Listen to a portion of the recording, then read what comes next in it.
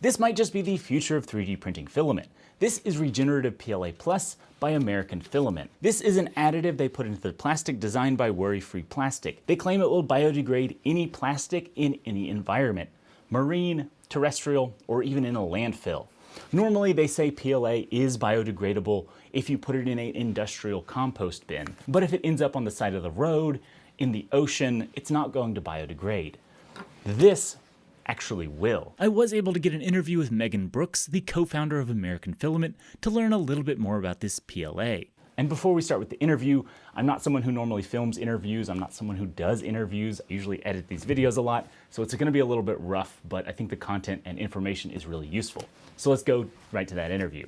Here we are at American Filament, a local filament manufacturer who has created a new filament that biodegrades in the ground. So tell me about this. Sure, yeah. So it's called Regenerative PLA Plus. Okay, regenerative, yes. So the Ellen MacArthur Foundation is a big circular economy foundation, education, they're trying to educate people. Yes, and regenerating nature is something they're really talking about, where we design stuff that will regenerate nature, like a leaf breaks down, or like an apple is eaten by a worm and then it turns into soil, right? Yes, yeah. So with this stuff, we've been working with Worry-Free Plastics. They make an additive that when this reaches its end of life, so not while it's on the shelf, not while you're printing with it, not while it's on your desk, but when it reaches end of life, which is probably going to be a microbe-rich landfill, the microbes there will be attracted to it, and then the additive facilitates them breaking it down. So instead of it being microplastics,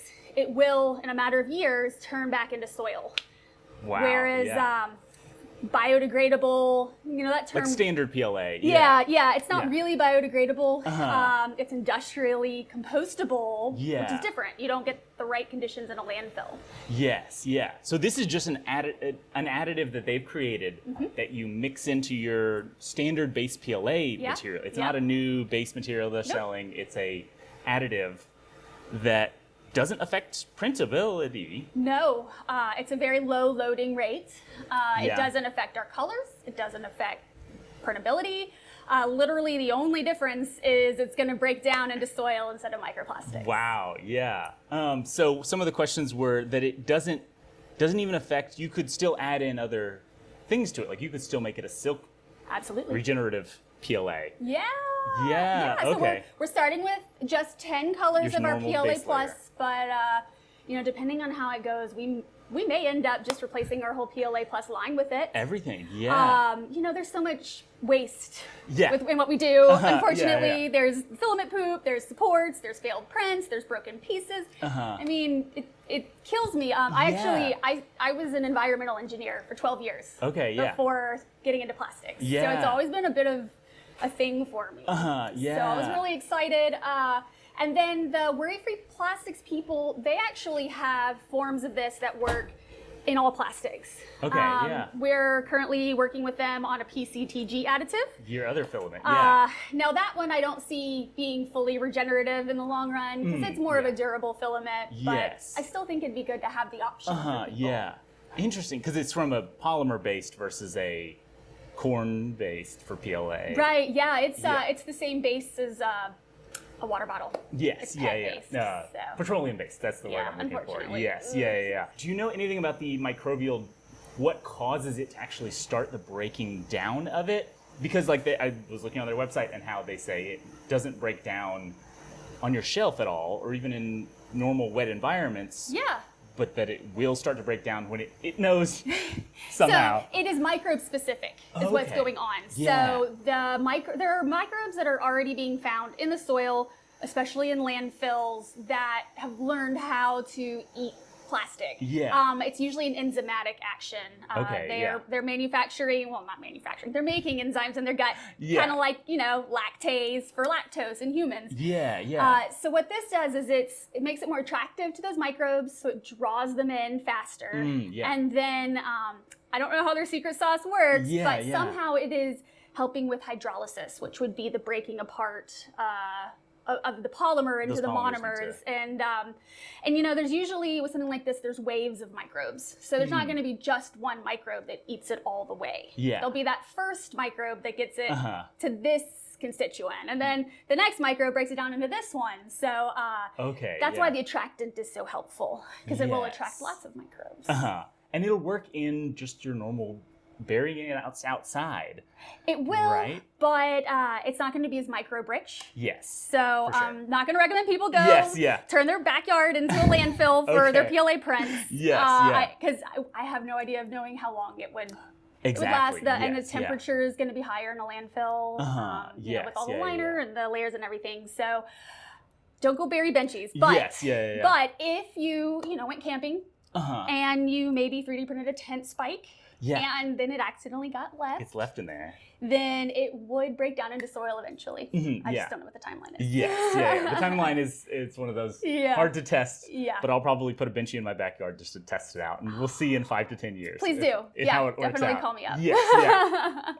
Have you done any strength testing to compare this additive to see if it's like stronger or weaker, or we haven't done any sort of standardized testing. But we've printed torture tests and benchies and stuff and broken them apart, and from what we can tell, it doesn't make any difference. It doesn't really affect it at all. That's so cool. Like such an exciting. It might make it slightly more ductile is the only thing that we've seen, but that could be anecdotal. That's usually a good thing. I know, it's not a bad thing. Not a bad thing. They're also putting it in other brands as well out there. Yes. I don't know if I'm allowed to say the other brands, but you would recognize them for sure. It's some big names they're working with. And they're really trying to get into the cutlery, the plates, the cups, all of that stuff, because that really is a problem. We, as a country, we go through a lot of it. And the compostable plates and cutlery that you see, that is kind of misleading. People hear compostable and they think, oh, well, if it goes in a landfill, it's gonna break down. It's gonna be great. But compostable means very high temperatures. It means oxygen rich. It has to be, very cultivated. A specific place it has to go. Very specific parameters, and landfills do not satisfy those. So when you hear compostable, it's kind of one of those buzzwords. Sounds really great, but this additive could go into just your normal plastic forks and knives, not a weird compostable material. It's your normal plastic. And then it goes into the landfill and it turns into dirt. And within 5 years, they said on the website, in that like 5 to 10. I know it's a lot of different situations could change things very much. Yes, there's a lot of different variables. But basically, 5 to 10 years is way better than the current things being. Well, the current things never break down. They just turn into microplastics, which is a whole other problem. The EPA just identified microplastics as a contaminant of concern. So I think we're going to be hearing more and more about how bad they are for us. And we all know they're bad. It's not a good thing to have not a good thing in such a large quantity. So I'm very excited to. This is such a cool thing, and everyone can check it out on your website. You guys ship everywhere. So here on Earth Day, you can go to AmericanFilament.com and check out this awesome filament. And they ship everywhere. So, save the planet. We're really excited. Awesome. Well, thank you so much for being here and talking to me and explaining all of these awesome new filaments you guys have. Thank you for coming over here. We always love having JJ. He's our favorite local YouTuber. So, cool. We're excited. Thanks. So after learning more about this plastic, I think the analogy that makes the most sense in my head is it's more like they've put bait in here to attract those microbes and start the process. And I think there's more to the science beyond just being bait, but it's not like they've loaded all the biodegradability in here and it's going to sit on the shelf and degrade. So to do a test, I'm not able to fully test it before this video goes live, but in a few years, we're gonna be able to see the difference. I printed 2 benchies. One of them is going to go on the wall behind me, and the other one I'm planting in the ground outside. I want to see how it looks. On this Earth Day 2026, it's going in the ground, and every Earth Day after this, I can pull it back up and see how it's broken down. I'm really excited to see how this works in a normal environment. From reading everything on their website, it seems like it won't be as fast as if it was in a hot landfill, but if this is able to start biodegrading in the next couple years, that'll be so cool to watch.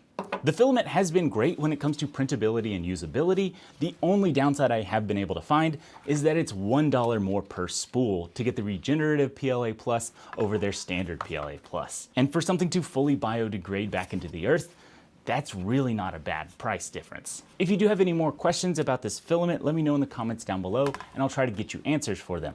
I'm really excited to start using this filament more. And while you're down there, I will have some links to worry-free plastic if you want to learn a little bit more about this cool technology. And I will have some affiliate links to American Filament if you want to help out the channel and try out this awesome filament. But anyway, that just about wraps this video up. Go out there and create something amazing today, and I'll see you in the next video.